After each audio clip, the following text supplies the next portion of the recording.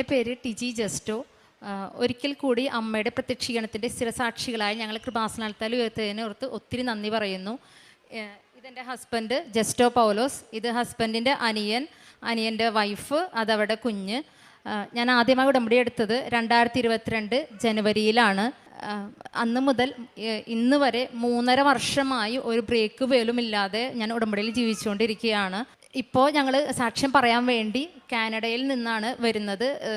കാനഡയിൽ നിന്ന് വരുന്ന വഴിയാണ്, സാക്ഷ്യം പറയാൻ വേണ്ടി മാത്രമാണ് ഞങ്ങളിപ്പോൾ വന്നിരിക്കുന്നത്. ഒരു തവണ ഞാൻ സാക്ഷ്യം പറഞ്ഞിട്ടാണ് കാനഡയിലോട്ട് പോയത്. അവിടെ പോയതിന് ശേഷം ഞാൻ തുടർച്ചയായി 3 മാസം ഓൺലൈനിൽ ഉടമ്പടി എടുത്തുകൊണ്ടേ ഇരുന്നിരുന്നു. ഇപ്പോൾ ഇവിടെ വന്ന് പിന്നെയും ഉടമ്പടി പുതുക്കി. എൻ്റെ ആദ്യത്തെ സാക്ഷി എന്ന് പറയുന്നത് എൻ്റെ ഹസ്ബൻഡിൻ്റെ അനിയൻ്റെ ഫാമിലിക്ക് വേണ്ടിയിട്ടാണ്. അവർ രണ്ടുപേരും ഡെഫ് ആൻഡ് ഡംബ് ആണ്. അവർ ഞങ്ങളുടെ ഒപ്പം ഉടമ്പടി എടുത്തവരാണ്.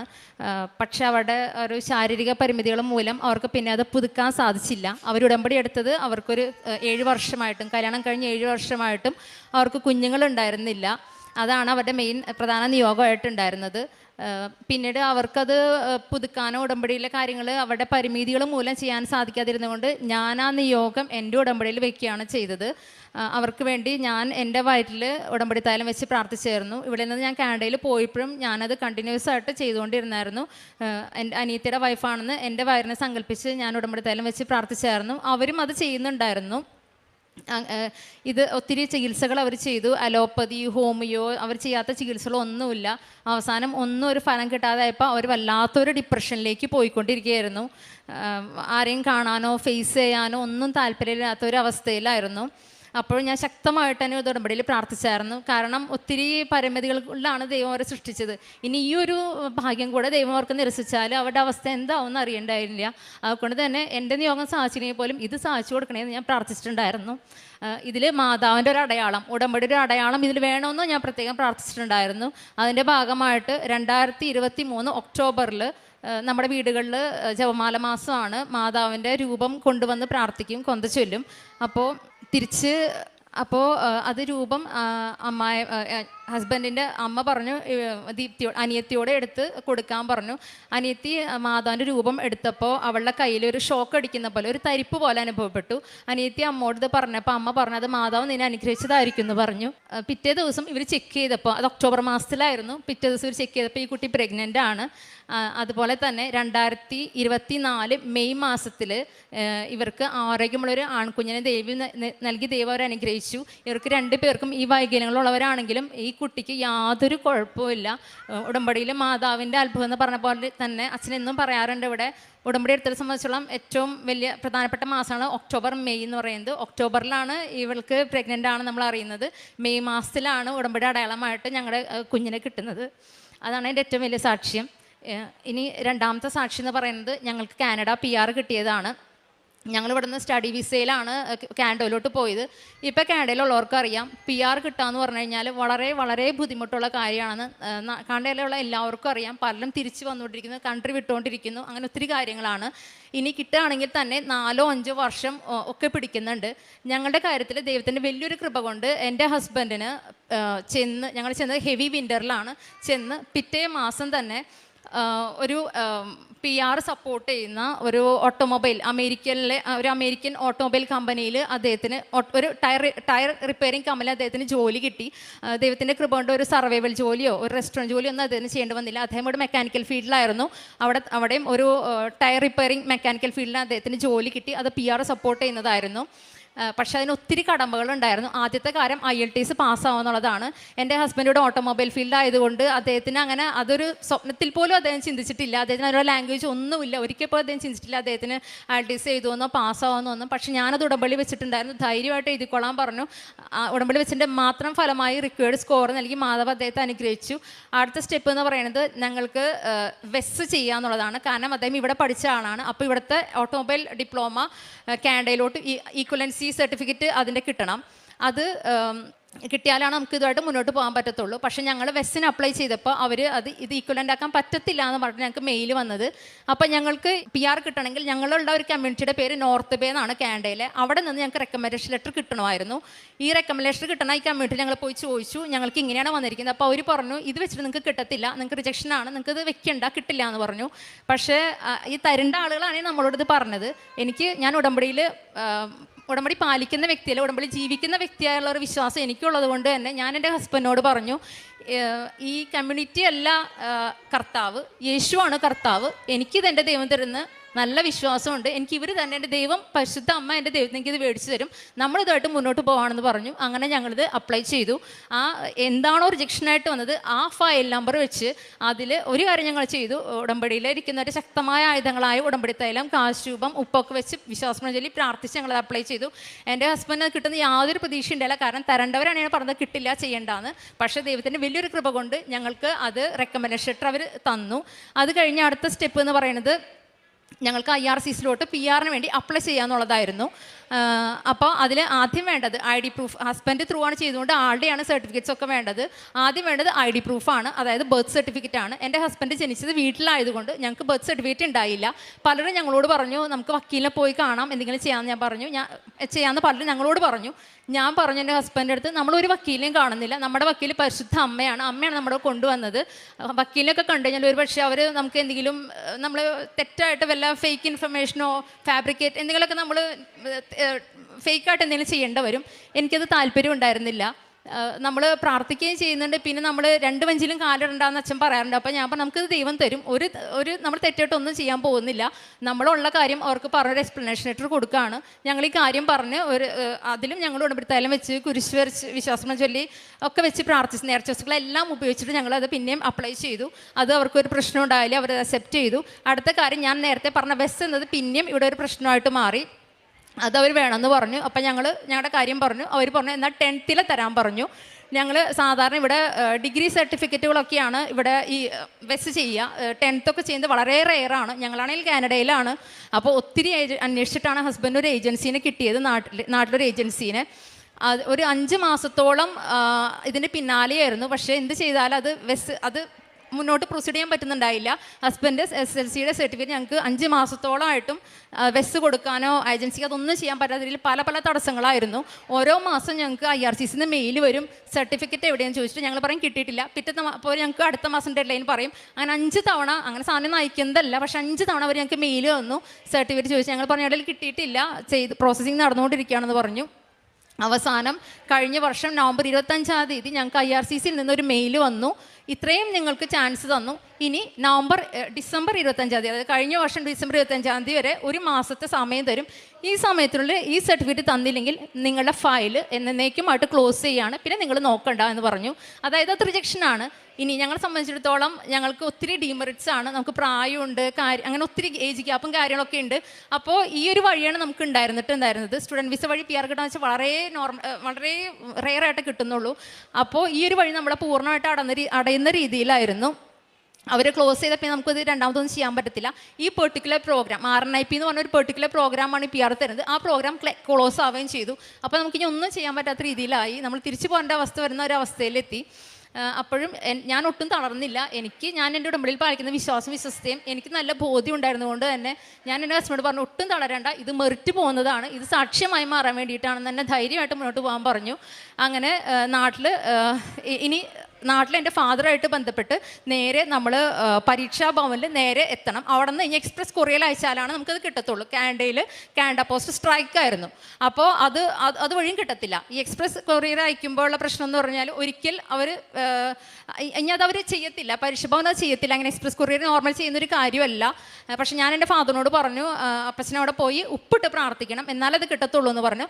അദ്ദേഹം ഇവിടെ വന്ന് പ്രാർത്ഥിക്കുന്നൊക്കെ വ്യക്തിയാണെങ്കിലും അങ്ങനെ ഉപ്പിട്ട് പ്രാർത്ഥിക്കുന്ന അത്ര വലിയ വിശ്വാസം ഉണ്ടായിരുന്നില്ല.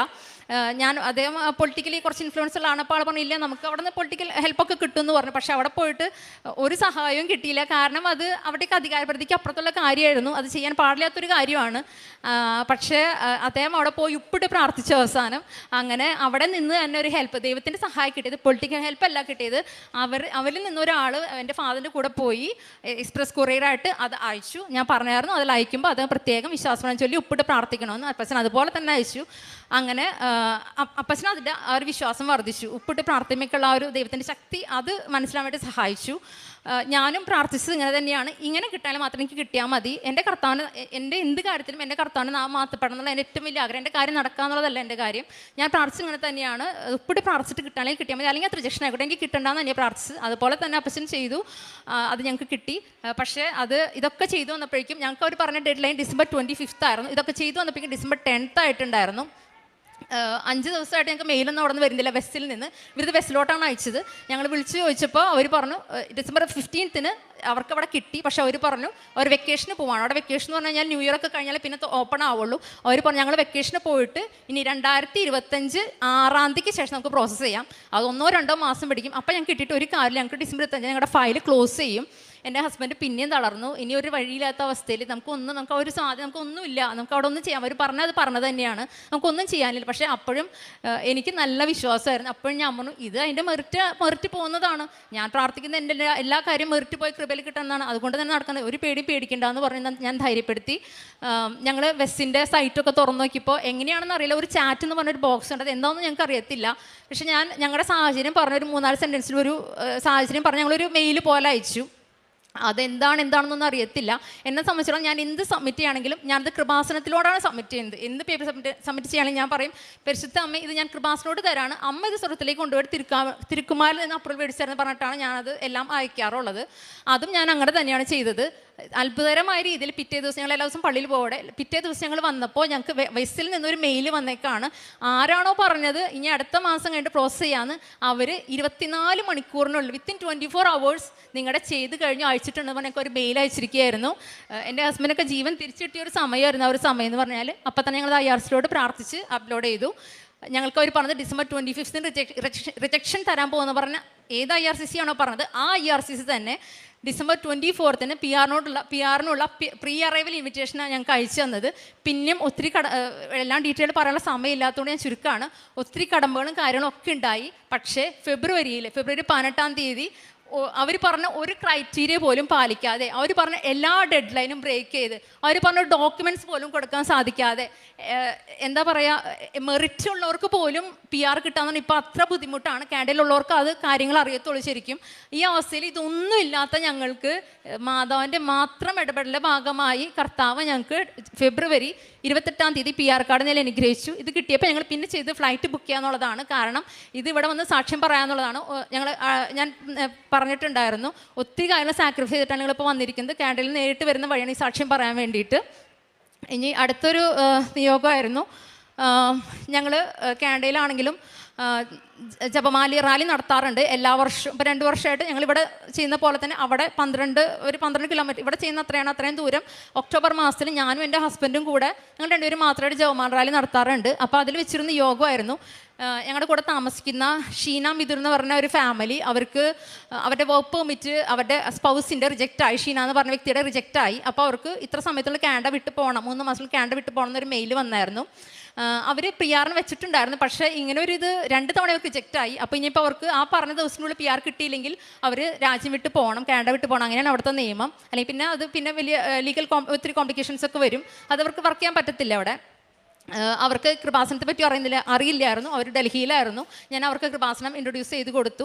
അത്തവണത്തെ ജപമാല റാലിയിൽ ഞങ്ങളുടെ കാലമൊക്കെ ഉണ്ടെങ്കിൽ പോലും ഞങ്ങളുടെ മെയിൻ നിയോഗം ഇതായിരുന്നു. ഇത് പറഞ്ഞാണ് ഞങ്ങൾ ആ ജപമാല റാലി കംപ്ലീറ്റ് ചെയ്തത്.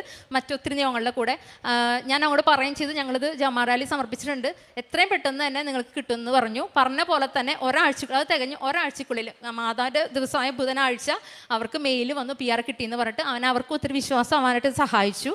പിന്നെ ഒരു സാക്ഷി എന്ന് പറയുന്നത് എൻ്റെ ഹസ്ബൻഡും ഫ്രണ്ടും തമ്മിലൊരു പൈസയെ ബന്ധപ്പെട്ടൊരു പ്രശ്നമുണ്ടായി.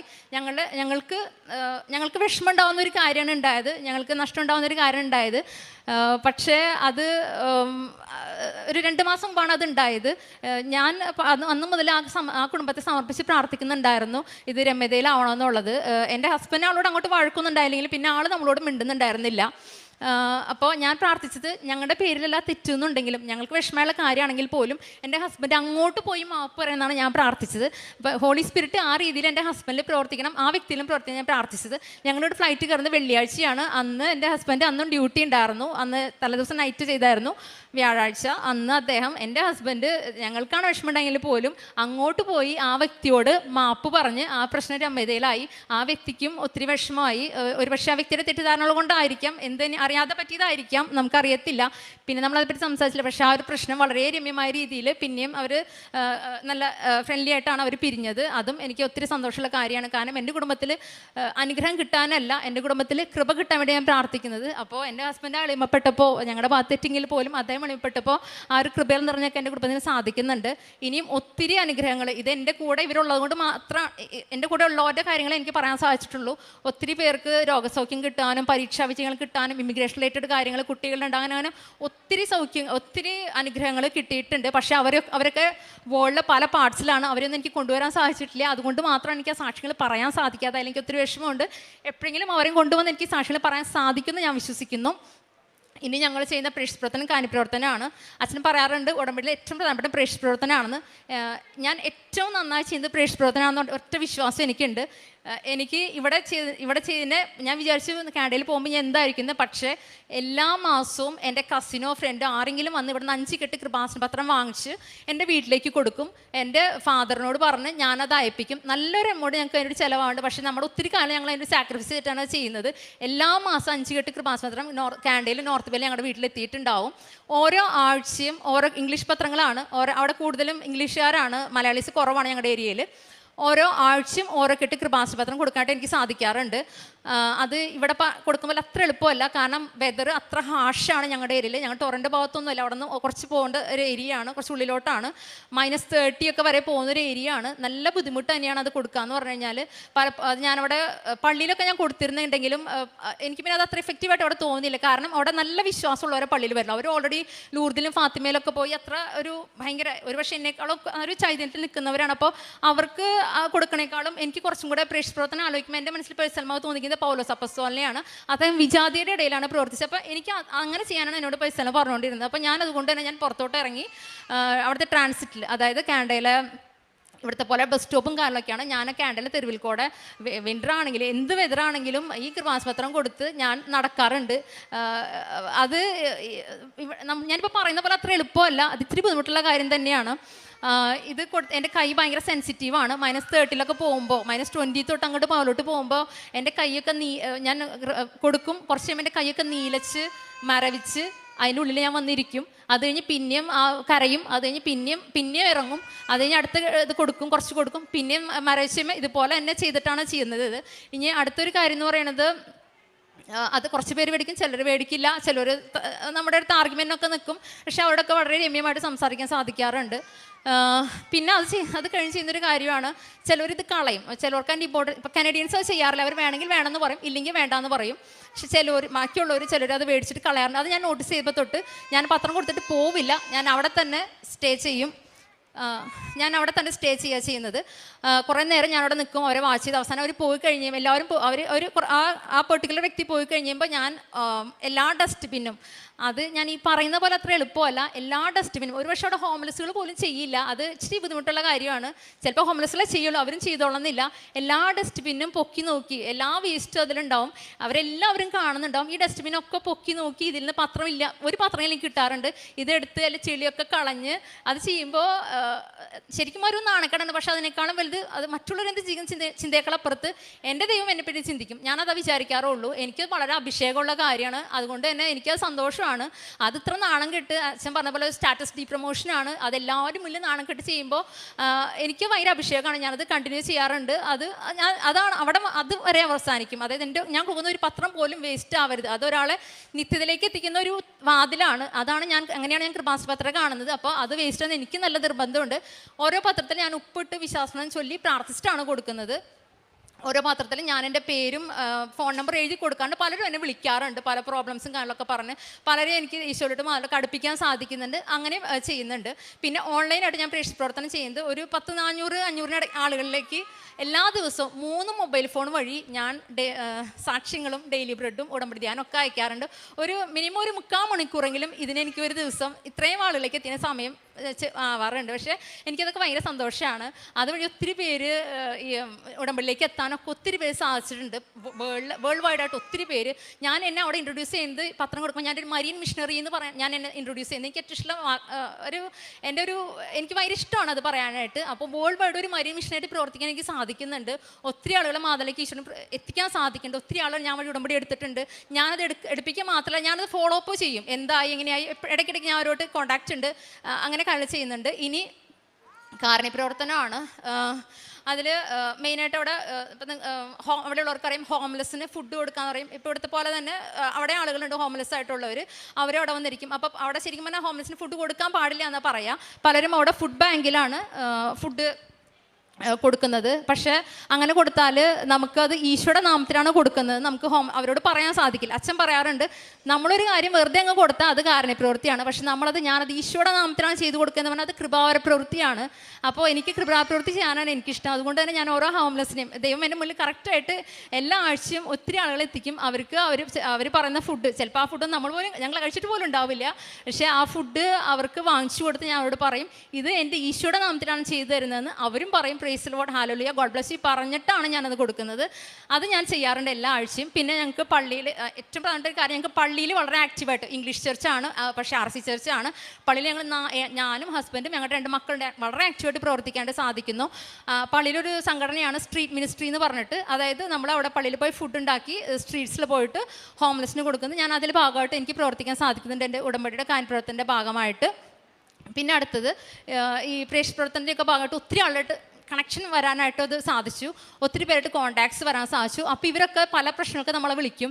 അപ്പോൾ എനിക്കിപ്പോഴും അറിയില്ല എങ്ങനെയാണ് സാധിക്കുന്നത്. പലരും അത്ര ബുദ്ധിമുട്ടാണ്, ഇവിടെ നിന്ന് ഒത്തിരി കഷ്ടപ്പെട്ടൊക്കെയാണ് എല്ലാവരും അവിടെ പോകുന്നത്, കടം മേടിച്ചൊക്കെയാണ് ഇന്ത്യയിലെ പല ഭാഗത്തു നിന്നുള്ളവരും. അപ്പോൾ പലർക്കും റെൻറ്റ് കൊടുക്കാനായിട്ടോ അല്ലെങ്കിൽ ഫീസ് കൊടുക്കാനായിട്ട്, അവരുടെ ഫോൺ ബില്ല് അടയ്ക്കാനായിട്ട്, ഗ്രോസറി മേടിച്ച് കൊടുക്കാനായിട്ട്, അങ്ങനെയൊക്കെ ഞങ്ങൾക്ക് ഹെൽപ്പ് ചെയ്യാൻ സാധിച്ചിട്ടുണ്ട്. പക്ഷേ ഞാൻ നേരത്തെ പറഞ്ഞ പോലെ എന്ത് ചെയ്താലും, ഒരു ചെറിയ കാര്യം ചെയ്താലും വലിയ കാര്യം ചെയ്താലും ഇത് ഈശോയുടെ നാമത്തിനാണ് കൊടുക്കുന്നത്. അവരോട് പറഞ്ഞിട്ടാണ് ചെയ്തു കൊടുക്കാറുള്ളത്. ഇപ്പം ആലോചിക്കുമ്പോൾ തോന്നാറുണ്ട് ഇതൊക്കെ എങ്ങനെ സാധിച്ചു എന്ന്. പക്ഷേ എന്നിട്ട് ഞങ്ങളുടെ കാര്യം വരുമ്പോൾ ഞങ്ങൾക്ക് പലരോടും കടം മേടിച്ച് ഞങ്ങളുടെ ഈ കാര്യങ്ങൾ ചെയ്യാറുള്ളത്. പക്ഷേ എന്നിരുന്നാലും അവസാനം ദൈവം അതിൻ്റെ ഇരട്ടിയായിട്ട് ഞങ്ങൾക്ക് തരുകയും ചെയ്യാറുണ്ട്. പിന്നെ ഉടമ്പടി ഞാനിവിടെ നാട്ടിലായിരുന്നപ്പോൾ ഉടമ്പടിയുടെ പ്രേക്ഷിത പ്രവർത്തനത്തിൻ്റെ ഭാഗമായിട്ട് കുറച്ച് പാവപ്പെട്ട കുടുംബങ്ങളിലേക്ക് എത്താൻ സാധിച്ചായിരുന്നു. അപ്പോൾ അവരെ ഇപ്പോഴും ഞങ്ങളത് ആർക്കും അറിയില്ല, ഞങ്ങൾ ഈ ചെയ്യുന്ന കാര്യമൊന്നും ആർക്കും അറിയില്ല. ഇവിടെ പറയുന്നത് കൊണ്ട് മാത്രം പറയുന്നതാണ്. ഒത്തിരി കുടുംബങ്ങളെ ഞങ്ങൾക്ക് ഇപ്പോഴും ഒരു നിശ്ചയ എമൗണ്ട് ഞങ്ങൾക്ക് അവർക്ക് അയച്ചു കൊടുക്കാൻ സാധിക്കും. ഞങ്ങളുടെ ദാരിദ്ര്യത്തിൽ നിന്ന് ഞങ്ങൾക്ക് അയച്ചു കൊടുക്കാൻ സാധിക്കുന്നുണ്ട്. പക്ഷേ അതിന് കർത്താവ് ഞങ്ങൾക്ക് ഇതിൻ്റെ ഇരട്ടിയായിട്ട് ഇതിനൊക്കെ ഞങ്ങൾക്ക് തിരിച്ചു തന്നുകൊണ്ടിരിക്കുന്നുണ്ട്.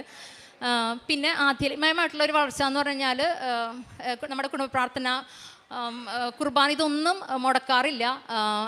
എത്ര തിരക്കാണെങ്കിലും എന്താണെങ്കിലും പ്രാർത്ഥനയും എല്ലാം, പ്രാർത്ഥനയും കാരണം എല്ലാം നമ്മൾ ചെയ്യാറുണ്ട്. 2 ആഴ്ച കൂടുമ്പോൾ ഇംഗ്ലീഷ് ചർച്ചാണെങ്കിലും പോയി കുമ്പസാരിക്കണം. ചിലപ്പോൾ 2 ആഴ്ചയല്ല, ഒരാഴ്ചയിൽ തന്നെ കുമ്പസാരിക്കാറുണ്ട്. അതുപോലെ തന്നെ കുർബാന എൻ്റെ ജീവിതത്തിൽ ഞാൻ മുടക്കാത്തൊരു കാര്യമാണ് വിശുദ്ധ കുർബാന.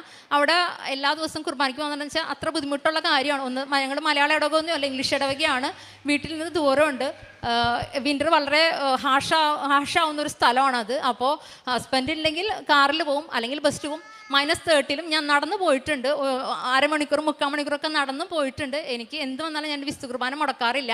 അതുകൊണ്ട് പല കാലം എനിക്ക് കോംപ്രമൈസ് ചെയ്യേണ്ട വരാറുണ്ട്. ഇപ്പോൾ എൻ്റെ ജോലി സ്ഥലത്താണെങ്കിലും അവിടെ എല്ലാവരും അവേഴ്സും ഷിഫ്റ്റും കിട്ടാൻ വേണ്ടി ഓടി നടക്കും. പക്ഷേ എനിക്ക് അവർ ഷിഫ്റ്റ് ഇടുമ്പോൾ ഞാൻ പറയും, എനിക്ക് കുർബാനയ്ക്ക് പോകണം, എൻ്റെ കുർബാന മുടക്കിയിട്ട് ഞാൻ വരില്ല എന്ന് പറയും. അതുകൊണ്ട് മറ്റുള്ളവർക്ക് നഷ്ടം തോന്നുന്ന പക്ഷെ എനിക്ക് നേട്ടം തോന്നിയ എനിക്ക് ഉണ്ടായിട്ടുണ്ട്. എന്നെ പല രീതിയിലും അതൊക്കെ ബാധിച്ചിട്ടുണ്ട്. പക്ഷെ എന്നാൽ പോലും ഇപ്പോഴും അതിലൊന്നും ഞാൻ ഒരു വിട്ടുവീഴ്ചയ്ക്ക് തയ്യാറല്ല. എനിക്ക് എൻ്റെ ഈശോ എല്ലാ ദിവസവും സ്വീകരിക്കണം. പിന്നെ ഞാനായിരിക്കുന്ന ഇടങ്ങളിൽ എൻ്റെ വാക്കും പ്രവൃത്തിയും എൻ്റെ നിലപാടുകളും കൊണ്ട് ഞാനൊരു ക്രിസ്ത്യാനിയാണ്, ഞാനൊരു ക്രിസ്ത്യ വിശ്വാസിയാണ്, ഈശോയുടെ മോളാണെന്ന് മറ്റുള്ളവർ പറയിപ്പിക്കാൻ എനിക്ക് സാധിച്ചിട്ടുണ്ട്. നീ വളരെ സ്പിരിച്വലാണ്, നീ ഹോളിയാണ്, നീ എന്താ പറയുക, നീ വളരെ റിലീജിയസ് ആണ് എന്ന് ആളുകൾ ഇങ്ങോട്ട് ചോദിക്കുന്ന രീതിയിലുള്ള നിലപാട് ഉയർത്താൻ എനിക്ക് സാധിച്ചിട്ടുണ്ട്.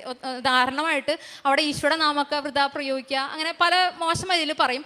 അതെൻ്റെ സുപ്പീരിയേഴ്സ് ആണെങ്കിലും ആരാണെങ്കിലും ഞാൻ പറയും, ഇതെൻ്റെ കർത്താവിൻ്റെ നാമമാണ്, എൻ്റെ കർത്താവിൻ്റെ നാമം പരിശുദ്ധമാണ്, ഇത് എൻ്റെ മുന്നിൽ വെച്ച് ഉപയോഗിക്കുക, ഇതൊരു തെറ്റാണ്, ഇത് ചെയ്യാൻ പാടില്ല എന്ന് ഞാൻ പറയും. അപ്പോൾ അവരെന്നെ പറ്റി ചിന്തിക്കുന്നത് ഞാൻ നോക്കേണ്ട കാര്യമില്ല. എൻ്റെ അച്ഛൻ ഇവിടെ പറഞ്ഞ പോലെ എൻ്റെ ദൈവം എന്നെ പറ്റി ചിന്തിക്കുന്നത് ഞാൻ നോക്കാറുള്ളൂ. അതൊക്കെ ഞാൻ അതുപോലെ തന്നെ പറയാറുണ്ട്. അതുപോലെ തന്നെ ഞായറാഴ്ച കുർബാന പലരെയും ഇപ്പോൾ ഇവിടെ ഉടമ്പെടുത്തിട്ടുള്ള പോരാണെങ്കിൽ പോലും ഞായറാഴ്ച കുർബാനയ്ക്ക് പോകാത്തവർ, അതുപോലെ എന്താ പറയുക ഗുഡ് ഫ്രൈഡേ പള്ളിയിൽ പോകാത്തവർ, ഈസ്റ്ററിൻ്റെ പള്ളിയിൽ പോകാത്തവർ അങ്ങനെ ഒത്തിരി ആളുകളുണ്ട്. അപ്പോൾ ഇവരൊക്കെ കാണുമ്പോൾ ഞാൻ പറയും, ഞാൻ തിരുത്താറുണ്ട്, നിങ്ങൾ പോകണം, അത് തെറ്റാണെന്ന് ഞാൻ പറയാറുണ്ട്.